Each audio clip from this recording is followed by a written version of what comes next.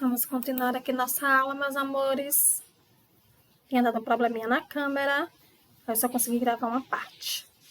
Vamos continuar aqui com os fungos. Eu estava falando, né, de alguns fungos que causam doenças. E por que os fungos, eles se alimentam, na verdade, de seres mortos? Ou quando o nosso corpo está ali desprotegido e ele aí vai consumindo a pele, como no caso das frieiras, né, a pele morta do nosso corpo, e ela vai ali se alimentando de seres em decomposição. É por isso que você vê, às vezes, um animalzinho na rua, que foi morto um gato, um passarinho, uma lagartixa, né, e tá lá, ela vai se decompondo, e depois você vê a pele, né, estragada, seca, e vê aquele mau cheiro é resultado dessa decomposição, que acontece através dos fungos, certo? Que vão se alimentando dessa matéria em decomposição. Por isso que os fungos, as bactérias, eles são chamados de seres decompositores. Nós somos consumidores, né? Nós, os seres humanos, nós animais, os animais, as plantas, são seres produtores e tem os seres decompositores. E aí a gente diz, mas por que tem que ter esses seres? Como eu pergunto, por que tem que ter a barata? A barata também, ela come coisas em decomposição. Ela faz, esse processo, ele faz com que diminua a quantidade de matéria morta na superfície da Terra. Já imaginou, né, todos os animais que morrem todos os dias, né, animais pequenos que a gente nem presta atenção, lagartixa, lagarta, que morrem, e se eles passassem aquele tempo todo ali, morto ali pra gente ver, não ia ser bom, né? Então, assim, esses seres, eles vão fazer esse processo até, olha, e eles aí até desaparecer, olha. Aqui é um sapo, né, uma perereca morta 2 dias, depois 4 dias, é como já está se desmanchando, se desintegrando. E olha aqui, com 8 dias, você só vê, olha, os ossinhos, certo? E aí os cogumelos são tipos de fungos. Vocês viram na outra aula que eu mostrei, né, eles sempre, os cogumelos eles se desenvolvem em troncos de árvores, né, apodrecidos. E lembre que alguns cogumelos são comestíveis, mas você só vai comer aqueles que vendem no supermercado, lá na latinha de conserva, viu? Vai pegando cogumelo na rua não, que eles tem os que são venenosos, viu?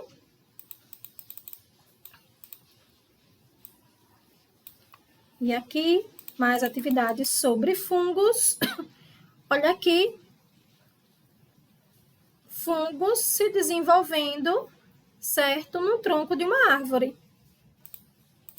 Letra A. Como são chamados os seres vivos que conseguem se encontrar nessa imagem? Quem faz parte deles? Qual deles você consegue visualizar nessa imagem? A gente vê aqui os decompositores, que são os fungos, né? Aqui, na verdade, são fungos.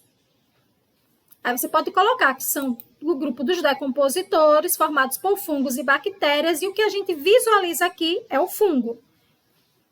Certo? Letra B. É importante para o ambiente que o tronco de uma árvore morta seja decomposto? Explique. Sim, é importante. A decomposição do tronco da árvore fertiliza o solo com os nutrientes e permite que eles sejam utilizados por outros seres vivos. Isso mesmo. A decomposição, ela faz esse processo de todo aquele ser vivo que morreu vá para o solo e esse solo as plantas desse solo vão absorver esses nutrientes. As plantas que estão vivas vão absorver esses nutrientes. Consequentemente, se essas plantas se desenvolvem por causa desses nutrientes, os outros animais vão consumi-lo. Se os outros animais consomem e se alimentam, nós, seres humanos, podemos consumir essas plantas e esses animais. Então, é um processo, é um ciclo, certo? É uma cadeia, certo? Que chamamos de cadeia alimentar. Então, lá os decompositores, depois os produtores e nós, os consumidores, certo? 2. A maioria dos alimentos tem data de validade, que é a estimativa de tempo que ele pode ser consumido sem estragar. No entanto, os alimentos podem estragar antes dessa data, se após abertas as embalagens eles forem armazenados em local com umidade e temperatura ambiente. Olha aqui, um pote de geleia com fungos. Por quê? Lá na embalagem, ele diz, quando abrir, depois que abrir e tirar o lacre, ele deve ser conservado em geladeira. Por quê? Porque se ele for exposto à temperatura ambiente e à umidade do ar, vai acontecer isso aqui, olha. Os fungos vão se reproduzir, já que eles vivem em todos os ambientes, eles vão se reproduzir aqui, certo? Então, por isso que, ainda bem que nós temos a geladeira. Ela serve para conservar os alimentos. E o processo de frio evita esse congelamento. Na verdade, o congelamento evita esse processo de crescimento de fungos que acontece em ambientes úmidos e quentes. Letra A. O que aconteceu com o alimento quando dizemos que ele está estragado? Quando a gente pega uma comida e diz, está estragada. Por quê? Porque ele está em processo de decomposição. Aquele mau cheiro que a gente sente, aquele bolor que a gente vê, né? Aquele fungo que a gente vê é porque ele está em processo de decomposição. Esses seres vivos aqui estão se alimentando dessa outra estrutura aqui, certo? Letra B. Porque os locais úmidos com temperatura ambiente podem reduzir a validade de alguns alimentos? Porque o ambiente é úmido, em temperatura ambiente, mais quente um pouquinho que a geladeira, certo? São favoráveis para o desenvolvimento dos fungos, porque os fungos eles sobrevivem nesse ambiente úmido e quente. Então, cuidado com seu pezinho, cuidado com as feridinhas que a gente não lava direito e não cuidar, porque os fungos podem e as bactérias se desenvolverem ali. Relação entre os seres vivos. Já falamos sobre a alimentação dos seres vivos, sobre os fungos e bactérias, sobre os seres vivos consumidores, produtores, decompositores. Agora vamos ver a interação dos seres vivos uns com os outros.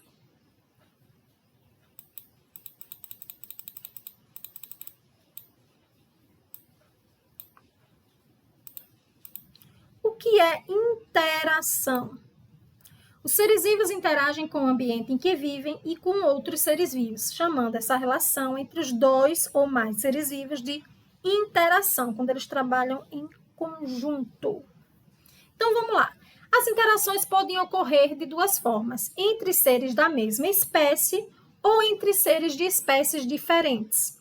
Por exemplo, porque os seres vivos precisam buscar abrigo e alimento, dependendo assim de outros seres vivos.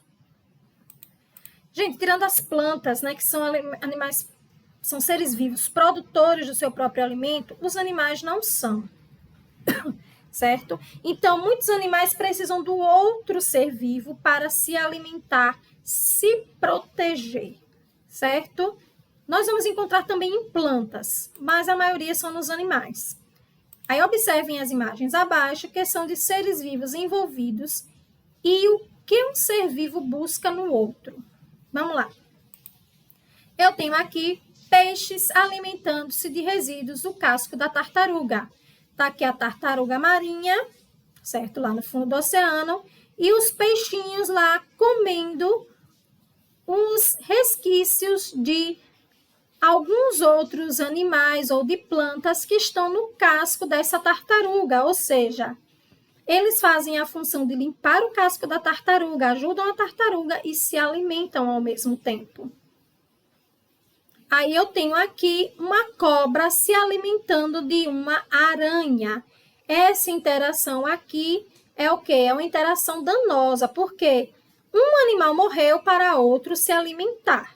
Ok? Essa interação aqui, um ajudou o outro, certo? Os peixes limparam a tartaruga e a tartaruga ofereceu o alimento, mesmo sem querer, aos peixinhos. E aqui não, a cobra comeu, matou a aranha para comer.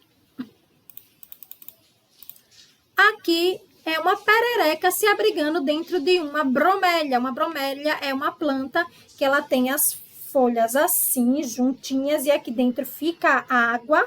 E aqui, olha, a pererequinha fica dentro da água. Nem a perereca atrapalha a planta, nem a planta atrapalha a vida da perereca. Ambos se ajudam.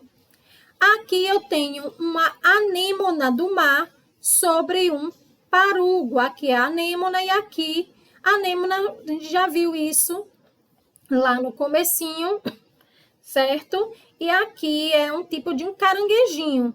Aí ele procura outros lugares para poder se proteger, porque ele não tem um casco. Então, ele se esconde em outros ambientes para se proteger. E aqui o veado campeiro alimentando-se de capim, já que os animais não produzem seu próprio alimento, eles têm que consumir outros seres vivos. E aqui a erva passarinho sobre o tronco de jacarandá mimoso. Essa planta fixa-se em outras plantas para sugar-lhe a seiva.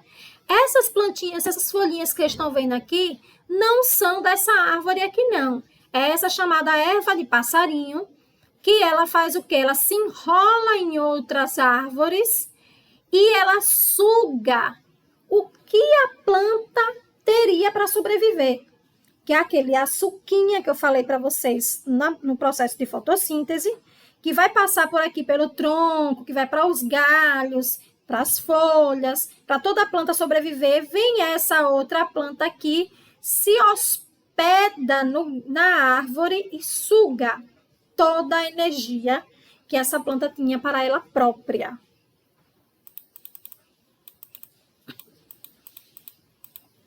Então, dessa relação de interação, quem são os beneficiados e quem serão os prejudicados? A relação entre os seres vivos pode ser vantajosa ou mesmo ser prejudicial para um dos participantes. Vejam alguns casos. Há situações em que os dois lados são beneficiados, como a abelha, que se alimenta do néctar ou pólen que retira das flores e auxilia na polinização. Podemos citar também os peixes que se alimentam de restos de comidas e micro-organismos que se alojam no corpo de outros animais, mantendo-os limpos. Foi o caso que a gente viu lá da tartaruga e dos peixes. Os peixes limpam a casca da tartaruga, como aqui, olha, que esses peixes se alimentam dos restos de comida que tem no tubarão, limpam o tubarão e se alimentam também.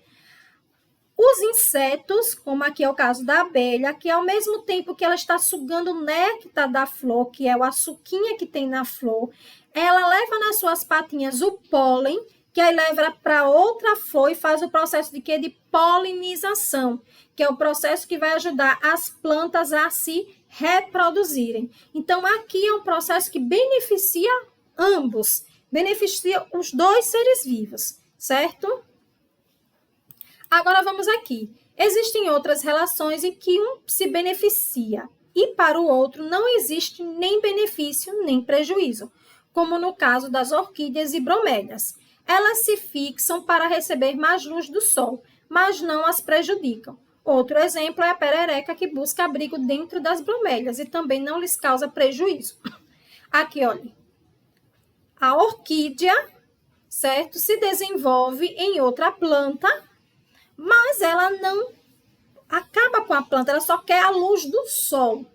Somente isso. E no caso lá daquela imagem que tinha a pererequinha dentro, certo? Da bromélia. Então, o sapinho não vai prejudicar a flor, nem a flor o sapinho, certo? Mas já em algumas relações, um é prejudicado. E uma situação muito comum que ocorre quando um ser vivo alimenta-se de outro. Essa relação pode causar ou não a morte. A coruja, por exemplo, alimenta-se do rato, causando a morte dele. Já o mosquito alimenta-se do sangue de outros animais, prejudicando. Por quê? Porque o mosquito traz doenças, como é o caso do Aedes aegypti, que causa a dengue, zika, chikungunya e a febre amarela, certo? Então, o mosquito, ele pode causar a morte, porque se esse mosquito tiver um desses vírus, que tem as doenças que causam morte, ele pode causar a morte, mas se ele não tiver infectado, ele não vai causar nada, apenas uma coceirinha e tirar o nosso sangue. Já os que se alimentam de alguns animais, ele vai ter que matar o animal para se alimentar. Então, essa relação já não é muito boa. Um vai sair prejudicado, né?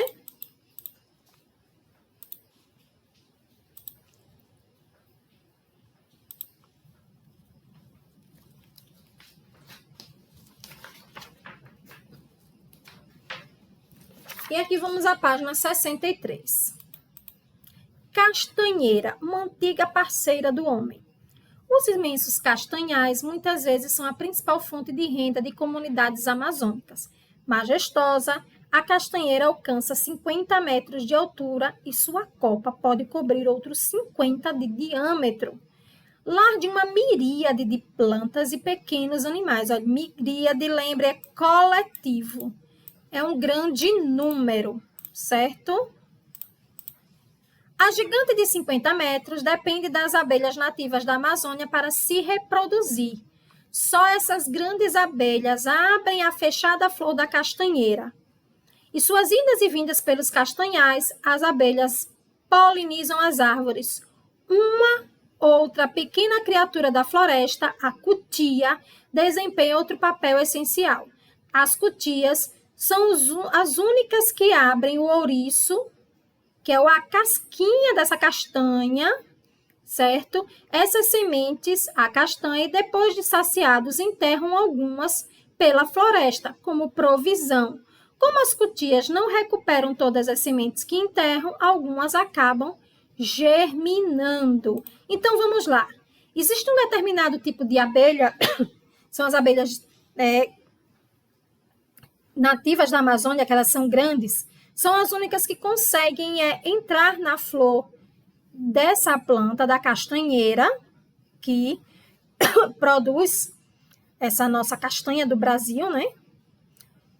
E ela faz o quê? Como as outras abelhas fazem. Entra lá na flor, vai à procura do néctar nas suas patinhas, levam o pólen e vão para outra planta, da mesma espécie.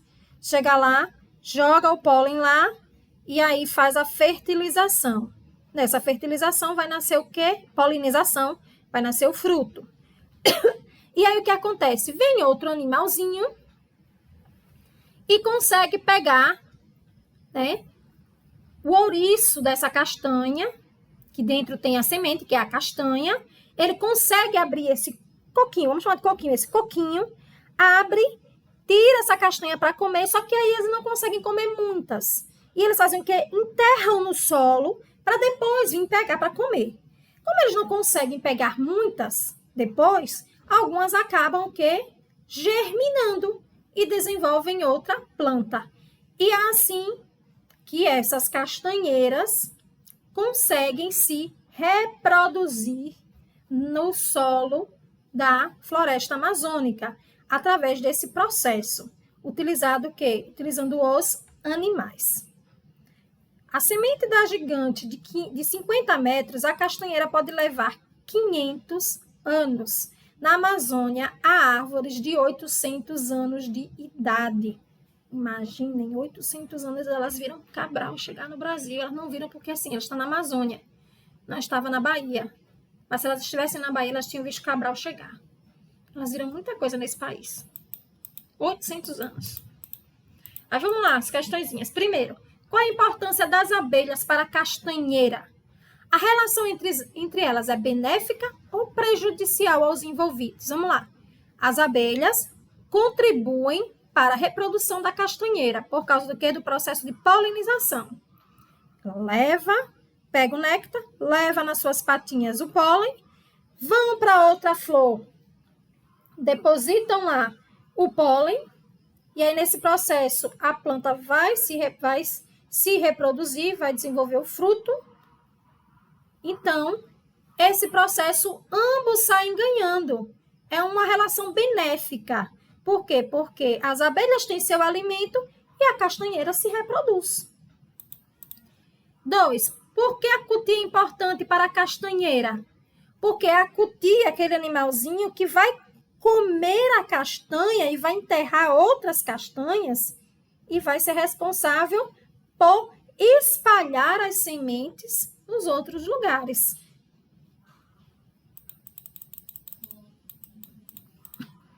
E vamos à página 64.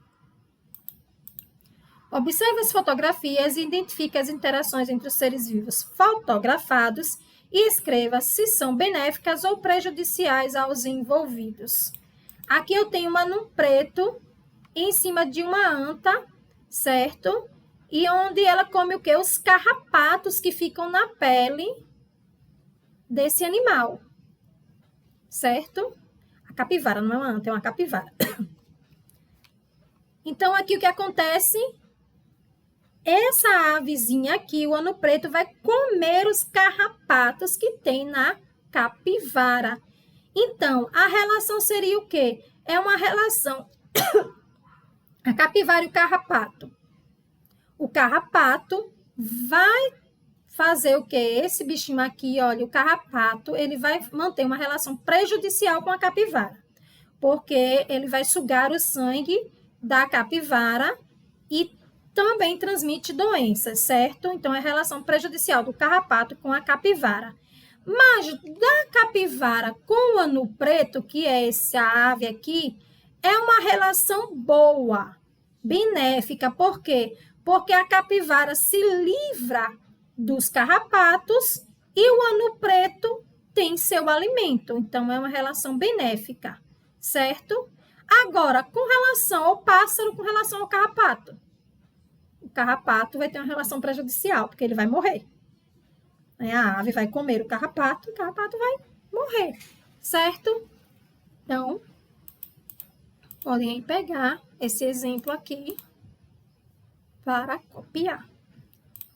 2. Muitas espécies de formiga, por exemplo, formam colônias, nas quais cada membro tem uma função específica, como coletar alimento, reproduzir e defender a colônia. Se estivessem sozinhos, teriam de desempenhar todas essas funções. Você acha que essa forma de interação é benéfica ou é prejudicial aos envolvidos? Quais outras espécies com comportamento semelhante você conhece?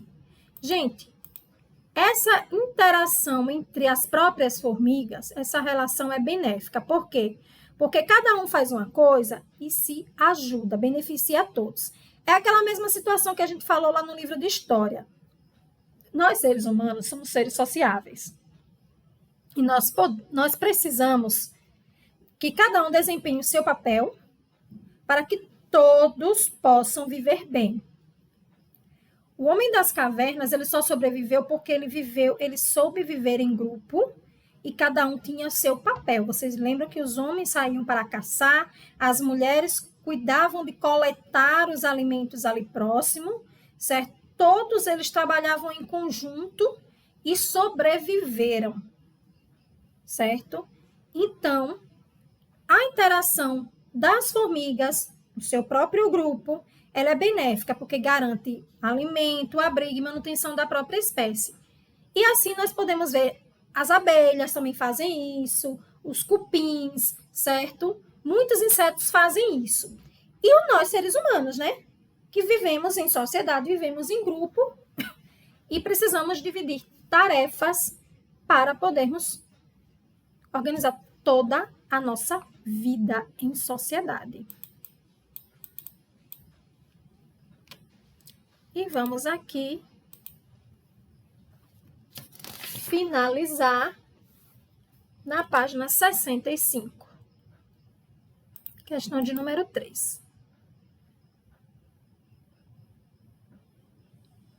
Os seres humanos, ao contrário de outros animais, interagem com outras espécies sem necessariamente ter o objetivo de utilizá-las como alimento, defesa ou abrigo.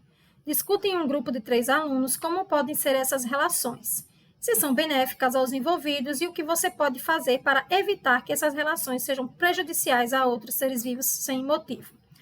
Vamos lá. Hoje nós temos, como eu já falei, né, dos nossos pets. Tem gente que tem cachorro, tem gente que tem gato, tem gente que tem... Eu tenho um hamster. Meu filho tem um hamster, na verdade, né? Tem gente que tem porquinho da Índia, coelho, né? Até galinha de estimação. Eu já tive galinha de estimação. Então, assim, essa relação que nós temos com os nossos animais de estimação, os nossos pets, é uma relação benéfica para a gente, porque nós nos sentimos alegres, nos sentimos felizes, certo? Com esses animais que já são domesticados. Esses animais que não conseguem mais viver em vida selvagem, no habitat dele natural, não existe mais, certo? Essa é uma relação benéfica que eu posso pegar, como eu pego o cachorrinho mesmo que tem na casa de minha mãe. Ele morava nas ruas, então ele estava com frio, com fome, certo? Então ele foi pego das ruas e foi levado para casa e hoje ele está bem cuidado.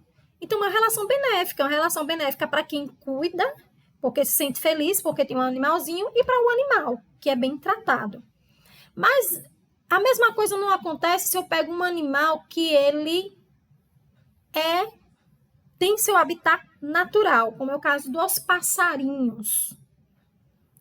Os passarinhos, as cobras, certo? São animais que não são para serem criados em cativeiro. Eles são para estarem vivos na natureza. Então, essa relação com animais que têm o seu habitat ainda natural preservado não é uma relação benéfica, certo? Então, vamos lá para a quarta questão. Leia o texto a seguir e depois responda. A erva passarinho, foi aquela que a gente viu lá no tronco da árvore, é uma planta parasita que infesta rapidamente as árvores frutíferas e até mesmo plantas ornamentais. Gente, plantas ornamentais são as plantas que servem para decoração, certo? As roseiras, lírios, jasmins. A erva está presente em todas as regiões do país e seu desenvolvimento se dá por meio dos nutrientes que ela rouba das plantas hospedeiras, certo? O hospedeiro é aquele que lhe dá um abrigo. Então, a planta, a erva passarinho, pega lá o tronco ou a outra planta e se hospeda nela, fica lá grudada e ela tira todos os nutrientes que era para aquela árvore, para aquela planta e ela toma para si. E aí isso pode levar à morte da outra planta, certo? Não existe nenhum herbicida recomendado contra a erva passarinho. A única maneira de se livrar dessas ervas daninhas sem comprometer a saúde da árvore é mesmo arrancando-as dos galhos e, se não forem retiradas, as ervas parasitas podem até causar a morte da planta hospedeira ao longo dos anos. A erva passarinho recebeu esse nome porque se espalha com a ajuda dos passarinhos. As aves ingerem as sementes da erva, depois são eliminadas nas fezes e disseminando assim a praga nos galhos de diversas plantas. As plantas cítricas, os pessegueiros, as macieiras, as pereiras, primaveras, azaleias e tipuanas estão entre as espécies nas quais a praga costuma se instalar com mais frequência. Embora se espalhem com facilidade, não crescem com muita rapidez, porque, é claro, ela depende da outra planta para sobreviver, certo? Então, aqui é uma relação que é prejudicial para a planta hospedeira, certo? É benéfica para a erva passarinho, mas é prejudicial para a planta hospedeira. Então, vamos lá. Letra A. Que prejuízo a erva passarinho pode trazer a uma planta? Pode matar a planta hospedeira, porque ela vai tirar os nutrientes daquela planta. B. Um agricultor que tem seu pomar, vê que seu pomar está repleto de erva passarinho e precisa eliminá-lo. Que conselho você daria a ele? Arrancar das árvores para não causar maiores danos à planta hospedeira, porque não existe nenhum veneno herbicida para acabar com essas plantas erva passarinho. Então, tem que arrancar mesmo dos galhos da outra árvore. Que ser vivo ajuda na dispersão da erva passarinho? O nome já diz, os passarinhos, as aves, certo? Que são responsáveis pela disseminação da erva passarinho. Então, meus amores, esse foi o finalzinho da nossa aula de ciências. Espero que tenham aprendido bastante hoje e até a nossa próxima aula.